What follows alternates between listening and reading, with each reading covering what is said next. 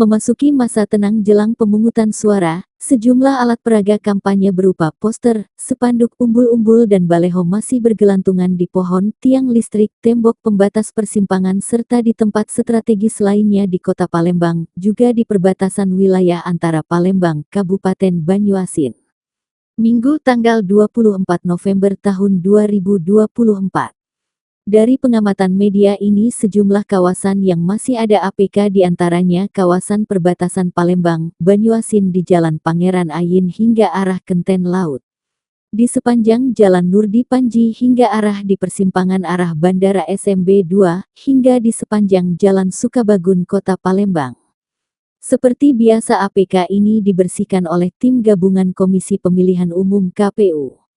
Satuan Polisi Pamong Praja, Satpol PP, dan Badan Pengawas Pemilu, Bawaslu, dan instansi terkait lain.